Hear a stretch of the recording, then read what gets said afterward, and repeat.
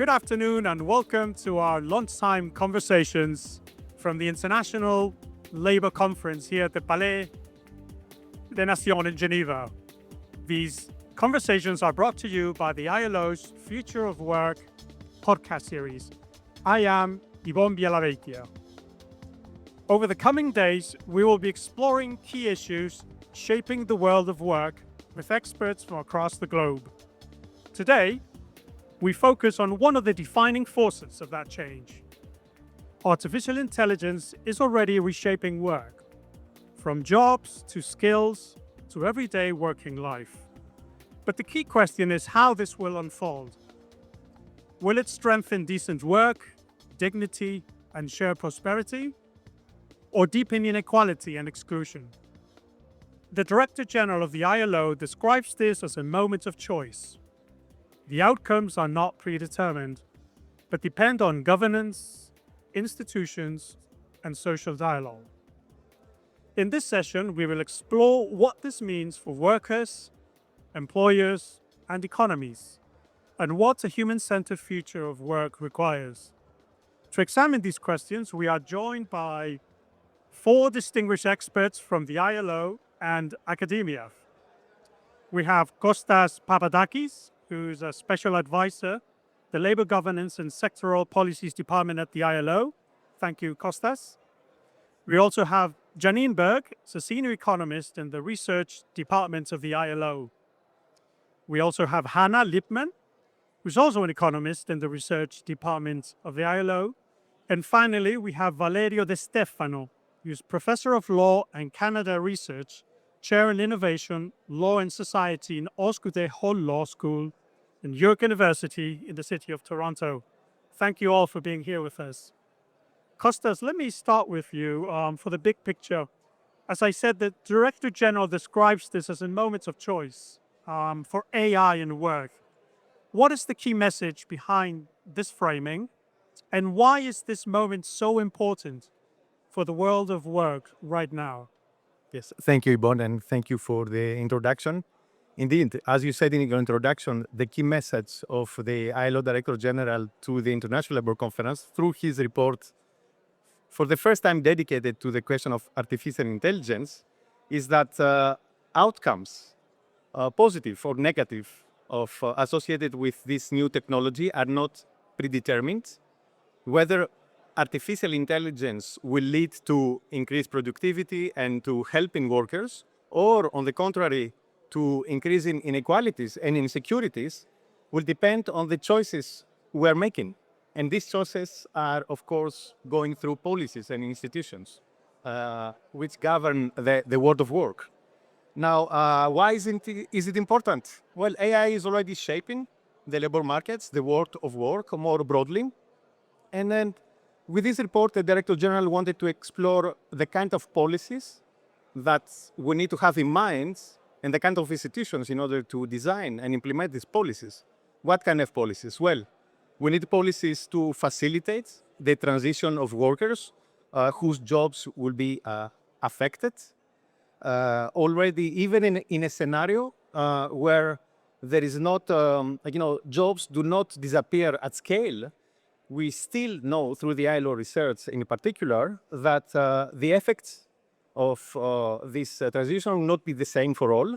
You have some groups of workers that will be more affected than others. So we have to design tailor-made policies in terms of facilitating the transition. Of course, we need to adjust the skills and education systems in order to be future ready, to respond to the new skills needs. And I guess we will have also colleagues discussing about this particular issue.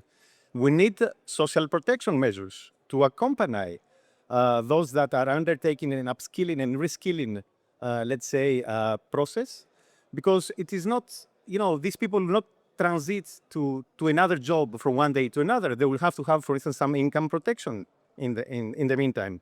And of course, we need to support those enterprises and those countries that do not have access right now and that cannot benefit from this new technology, which has a lot of positive aspects, of course. And I refer mostly to the micro, small, and medium enterprises or to some developing countries that do not have access to this AI infrastructure.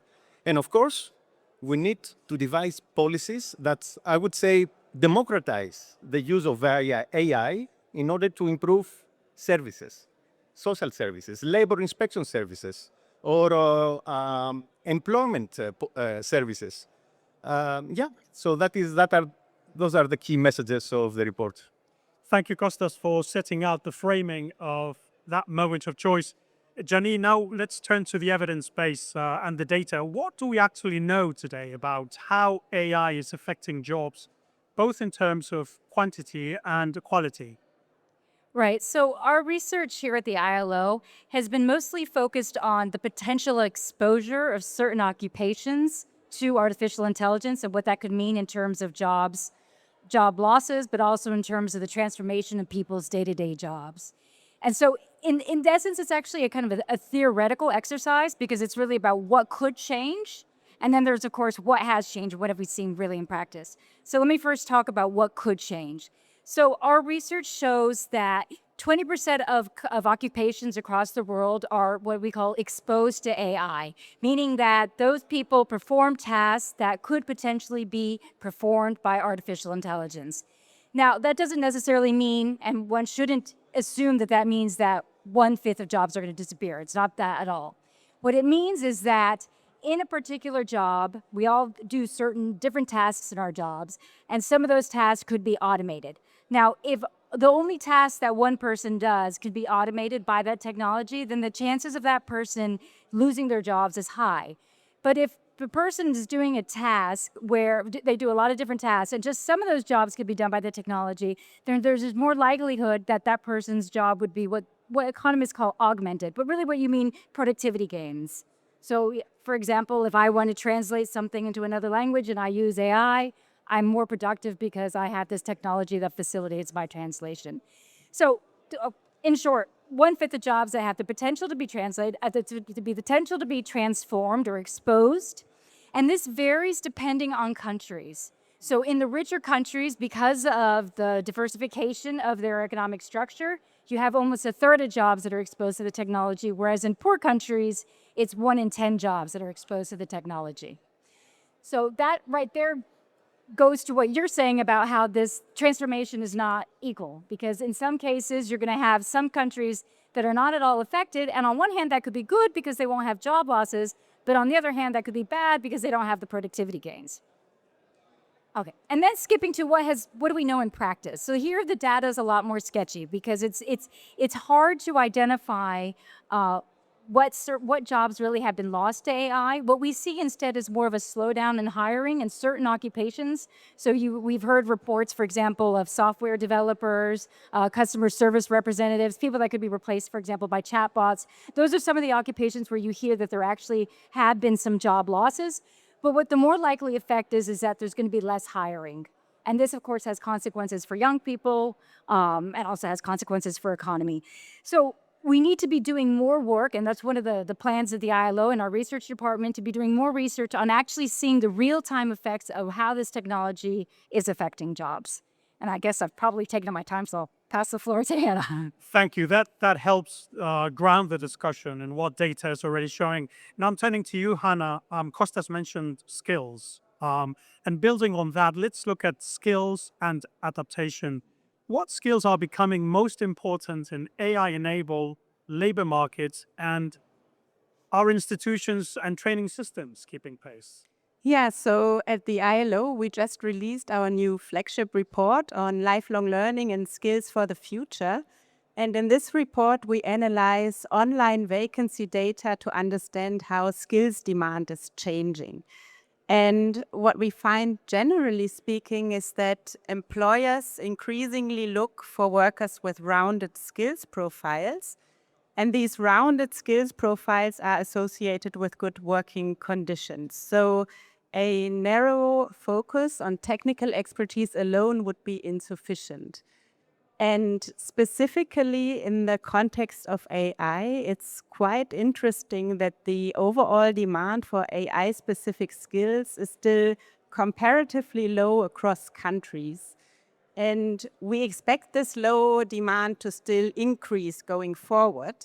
But we also think that it's due to the fact that many workers, they actually rely on ready-to-use AI tools. And these do not require AI expertise so much, but they require foundational skills like critical thinking or digital literacy. And related to this, we also expect that socio-emotional skills will become even more important because these cannot be performed by machines. Now, I think the second part of your question was whether training systems are keeping pace. And based on our new report, we raised two concerns in this regard. So the first concern is that access to quality learning is still out of reach for many adults, and it is highly unequal. So to give one example, only 16% of all workers participate in training or structured learning over the course of a year. And many informal workers in particular, they learn mostly by doing without additional support or options. So that means that there's still a very long way to go before lifelong learning systems become inclusive. And if I may, we raise an additional concern. This pertains to the specific role of socio-emotional skills because, as I mentioned, these are in high demand. And we also find that they are associated with significant wage premia. But our research shows that this is actually not the case in the care economy. So for care economy workers, we do not find these wage premia. And this leads us then to conclude that, yes, obviously, skilling, reskilling, and upskilling are highly important, but it is also important that societies and markets adequately value the skills of all workers. Thank you. So we're seeing both opportunities and adjustments, pressures on the skill side. And Valerio, let me bring you in on the risks dimension. What are the biggest risks for workers emerging from AI today? And are current labor standards and institutions keeping up, or do we need new approaches through social dialogue? Well, first of all, let me say that this is a very important report that maps a lot of the existing questions that need to be answered at the moment. And so when it comes to the risks the workers face, again, in many cases, people tend to over-focus on the question of job quantity, how many jobs are going to be lost to AI, but I think that the report does a very good job of also putting the picture on the quality of the jobs that will remain. And indeed, there are some concerns that emerge when we talk about that. And in many cases, even when those concerns about job quality are voiced, it's only about privacy and the question of data governance, which it's quite important, but it's not the only point in the picture. And again, the report does a good job of explaining what other risks workers face. So first of all, there's the question of how managerial prerogatives are expanded by AI and magnify the power and authority that exists in workplaces. And this increases the pace of work, increases surveillance of work, which creates a risk to occupational health and safety, which in many cases are not treated in the public sphere. Work becomes more intense and more demanding, and this intensification is driven by the technology. So this is one side of the picture that needs to be brought up. The other thing is non-discrimination, because these systems are mistakenly perceived to be neutral while they incorporate biases that exist in society in the data sets and in the decision tree. So they reverberate biases and discrimination in society. There's risk to collective rights because some of this surveillance can and is being used to prevent people from unionizing or organizing in trade unions. And also at the same time, AI, and this is another thing that I found very interesting in the report, that the report points out that in some cases, the AI system that replace human decision-making strip workers and managers of authority, and they actually, the workers need to respond and answer to a sort of technocratic and technological authority in the workplace. So there is that dimension. And when it comes to the question of standards, ILO standards already do a very good job of establishing a framework of principles that can be followed, but there are some limitations, especially when it comes to the question of algorithmic management. And when it comes to algorithmic management, the ILO can do a very good job of incorporating social dialogue in the devising and production of these systems before they are introduced in the workplace. So this is where the key dimension, but the tripartite dimension of the ILO can play a very good role. Thank you. I think after this first round, we have a clear picture of both the opportunities and the risks emerging from AI. Let's move on now to the diagnosis and to policy and responses. How can we ensure that AI-driven changes in the world of work lead to decent work outcomes across different countries and groups? And I'm going to ask the same question to the four of you. I don't know who wants to go first.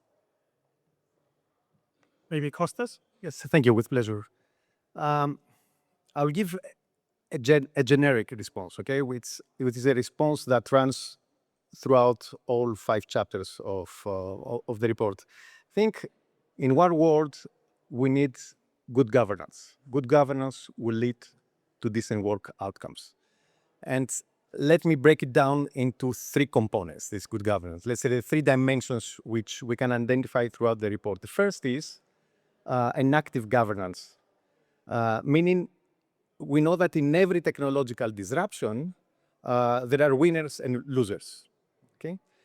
For instance, electrification and mechanization in the early phases of the Industrial Revolution led on the one hand to increased productivity and profits, but at the same time to suboptimal working conditions, including, let's say, extreme cases of child labor or more intense working conditions and working hours. It was only after appropriate, let's say, rules of the game were adopted, policies for fair competition, policies for labor policies, that the costs and the benefits of technology and increased productivity were more fairly distributed, and the workers managed to profit. So that is the first component. The second component of good governance is inclusive governance. And there I will agree with Valerio on the importance of social dialogue. We know we have, the DG says this in his report, but we know also from earlier technological disruptions that social dialogue is important. Social dialogue taken aboard workers and employers' views in designing and deploying technology is important with a view to coming up with more legitimate, more workable, I would say, policies, not only in order to protect the rights of workers, but also to improve organizational performance. So this is, and there is, as the DG mentions in his report, there is clearly a business case for social dialogue, especially in this area.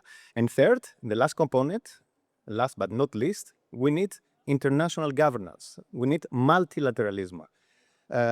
AI and the business models organized around this new technology do not recognize borders. No country alone can address, let's say, its impacts, positive or negative.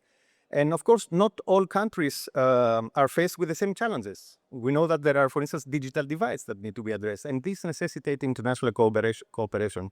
Without international cooperation, some countries would not be able, on the one hand, to mitigate the negative impacts, or on the other hand, to profit from the advantages that this new technology brings about. And of course, in multilateralism and international governance, I include also the role of the ILO. The ILO needs to be future ready in order to be able to support the constituents in whatever policies they decide to design and implement at the national level. Thank you. The ILO needs to be future ready. Who wants to come next? Me, Janine, or Hannah? Yeah, so we know, for example, as we've been talking about, that the effects of AI are not going to be equal across groups, across occupations, sectors, countries. So there's all these different breakdowns of how people are going to be affected. And one of the real reasons, one of the big motivations for doing the ILO's numbers on occupational exposure is to give policymakers that information so that they can identify who are the groups of workers and what are the occupations that are most at risk. And with that type of information, then you can develop proactive strategies rather than being reactive. And so what we want is really this proactive thinking by governments and social partners about how to respond. And so we can also think of, yes, we need to have more, if there are going to be some job losses, and there might be, what could be some new jobs that could be created? What are the sectors where we know that we need to be investing and could be a source of employment? We know that there's shortages in the care economy across the world, poor countries and rich countries. We know that there is a need for the green transition and a lot of work in that area. So if you start thinking about developing, shifting some of these occupations and some of the investments in in countries to these areas, this could be a source of job creation. And of course, people need to be supported during this transition. How can we have social protection systems that are robust enough to support workers during that transition? People need some sort of income security when they're doing training programs, for example. So that's one thing. The other issue is about the job quality aspect. So as I mentioned, a lot of jobs are going to be transformed, not necessarily, so they might not, won't be necessarily lost, but they could be transformed, and this could be positive or this could be negative. And this is where this whole issue of governance and choice is so important, because for that transformation to be possible, it's really important to have a process that is participatory, that does use social dialogue, so that you can get workers' perspectives along with the employers in how the technology can be integrated into the workplace. Workers know their jobs best, and so when technology is adapted with the workers in a participatory design process, you're more likely to have technology that is more productive. You're more likely to have a situation where working conditions are improved. So those are some of the things that can be done. And we know also that in some countries with stronger industrial relations systems and stronger collective bargaining, a lot of collective bargaining agreements have come out in the past few years where there has been explicit safeguards and involvement of workers in that process that can be beneficial. But I think the real message is this message about being proactive and not being reactive, and thinking, what can we be doing to help manage this transition? Thank you. Hannah, you want to come in on that? Proactive. On being proactive, yes, I think that may be one of the conclusions of this whole discussion, no? But I will respond again from the perspective of lifelong learning, given this new flagship report that we just published. And because in the era of AI, it's obviously important that workers can acquire new skills. And this needs to be true for workers of all ages and also for workers with different levels of formal qualification. And based on our research, we argue that this really requires an ambitious systemic approach. And that has several implications. So first of all, it requires acknowledging the many different ways in which people learn, which clearly go beyond the traditional classroom, to make sure that worker skills are recognized and also that they have access to adequate qualifications.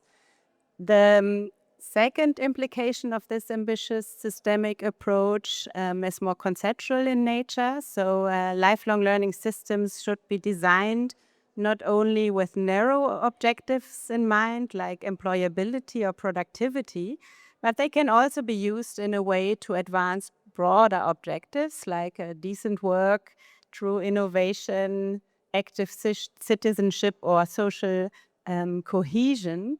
And then finally, more from the perspective of policy, we define the building blocks of successful lifelong learning systems. So financing is one of the elephants in the room. We need sustainable financial solutions that are understood as a shared responsibility. And then related to what Kostas and Janine said, we obviously also need a strong social dialogue. And Valerio, Yeah, I think that one of the things that need to be faced is that at the moment, workers are not involved at all in the design and the production, let alone the introduction of the systems that actually are used in the workplace by them or over them. And this creates, as Janine said, many shortcomings in how these systems operate. We know that most of AI pilots in businesses fail after a short implementation, precisely because they are introduced top-down on workers without any feedback from them.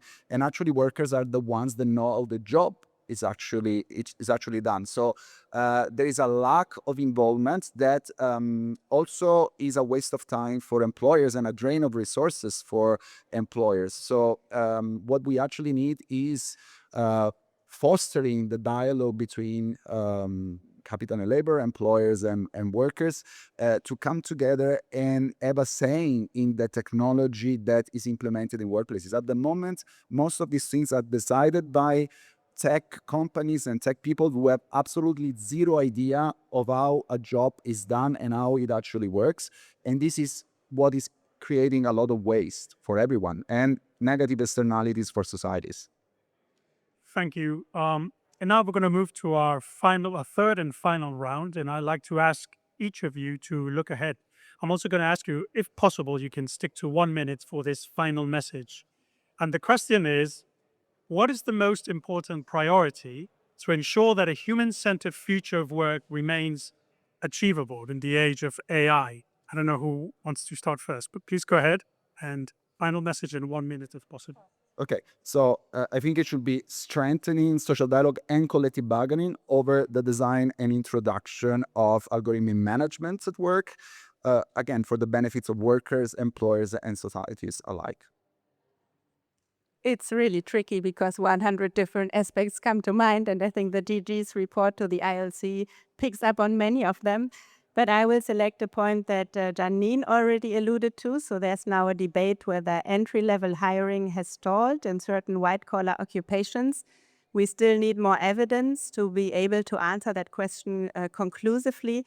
But what's sometimes missing in the debate for me is the realization that the entry-level workers of today will be the mid-level and higher-level professionals of the future. And so I think it can be very much in the interest of enterprises themselves to have a longer-term planning horizon and to invest in this human potential. So I actually don't think there's one important priority. I mean, if I had to pick one, maybe it would probably be the dialogue, but it's just like the technology itself. People think it's easy to use, it's shiny, it works well, and so you put it in simple solutions, you'll get great results, and it doesn't work that way. And it's the same with policy making as well. You have to have a lot of different approaches to achieve the ultimate objective of improving well-being, improving human welfare. And so that means you need to be investing in new sources of job creation. You need to be investing in improving working conditions. You need to be investing in reducing the digital divide. There's so many different fronts that need to be tackled, which is why I think governments and social partners need to be really working together to develop kind of comprehensive plans and enacting them, of course, dealing with the financing issues. But if I had to sum it up in one, I would say dialogue between all these different parties and that recognition that, yes, it's going to be it's a long haul and it's a hard haul and we have to go forward with it.